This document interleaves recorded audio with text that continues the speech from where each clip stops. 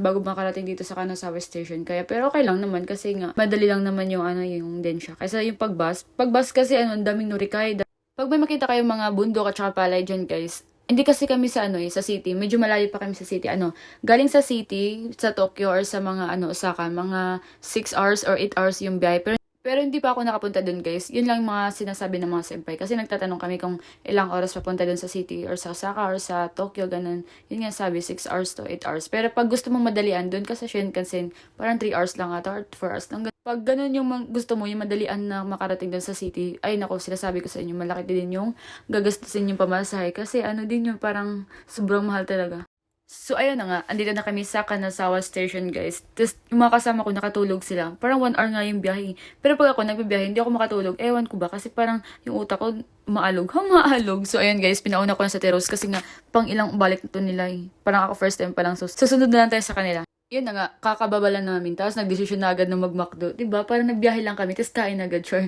Parang hihintayin lang din namin doon sa Gerald. Kasi nga, yung namin, yung parang tour guide na late. Diba? Pwede ba yun? Yung tour guide ma-late? Si Jay talaga parang bakla. Alam nyo ba? Ang ganda ng station nila, yung iki nila. Grabe. Parang, siguro mas maganda to kaysa sa Toyama. Yung parang na-vlog ko palagi. Kasi para sa Toyama station pa lang ako nakapunta eh.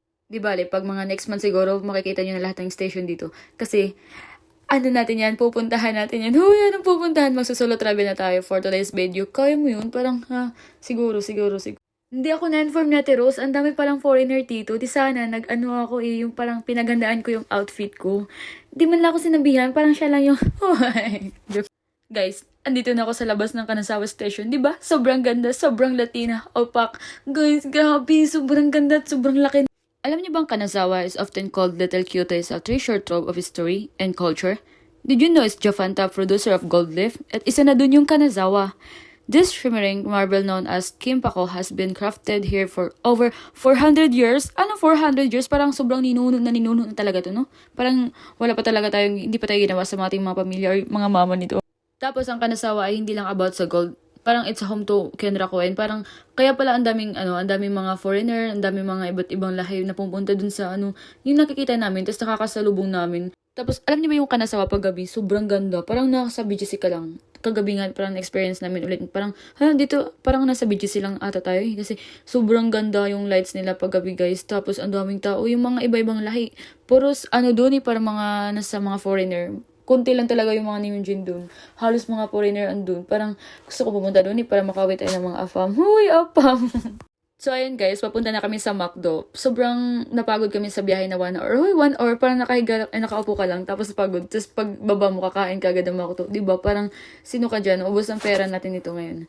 So, ayun guys, antayin lang din namin pala dito si Gerald. Si Gerald na parang bakla. Siya yung tour guide namin dito sa Kanazawa. Tapos siya pa yung nalit. Diba? Parang ang mahal ang binayad namin. Sure, parang naman may binayad. So, nandito na kami, agad-agad na kami nag-order. Fast forward lang tayo guys. Kasi nga, wala ditong chicken, wala ding rice yung McDo nila dito sa Japan guys. Kaya pag gusto nyo mag-abroad, ay naku, kainin nyo lahat ng gusto nyo kainin dyan. Kasi dito walang rice, walang chicken. Nandito na lahat ng order namin. Ay agad-agad na kami kumain guys. Sobrang gutom na talaga. Tingnan nyo naman yung mga pagkain namin. Parang ako lang ata yung gutom dito sa video nito. Parang chill lang yung dalawa. So ayun na guys, pagkatapos namin kumain, bumalik na kami agad dito sa labas ng station. Tapos, dito na lang namin aantayin si Jay at saka yung tour guide namin na parang bakla. Huy, sorry Gerald. Thank you so much. Kasi nga, ang dami niyang alam. Taga Kanazawa na daw yun eh. Palagi kasi siya dito guys. Kaya parang siya na yung naging tour guide namin. Kasi nga dinadala siya ng jowa niya dito. Sana all may jowa, no? Sobrang ganda ng background. Pero yung hangin hindi sumasabay sa amin. Parang ginugulo niya yung buhok ko. Hindi man lang nakikisabay. Yun pala yung mga kasama ko guys. Si Rose, si Jean, si Chesan. Yung dalawa. Ay, puro to mga Bisaya guys. Si Jean ata parang nasa Bukidnon, tapos si Chesan Davao, sa Teros Davao din, 'di ba? Parang yung bakla lang talaga yung pwede namin ibenta namin dito, guys, kasi nga hindi siya makaintindi ng Bisaya. Parang parang ibenta namin talaga tumamaya dito. Sobrang lakas ng hangin, hindi makikisabay sa buko. Grabe naman to. So, bitaw guys, papunta na kami sa Kanazawa Castle. So, mamaya na lang sa next video ko na lang i-upload para, may pang-content pa tayo. Huy, pang-content. So, sobrang lakas talaga ng hangin dito guys. Tapos, hindi na siya masyadong malamig. Sakto na lang. Pwede ka na mag-short. At saka gaya ni Ate Rose, diba? Laban na laban yan.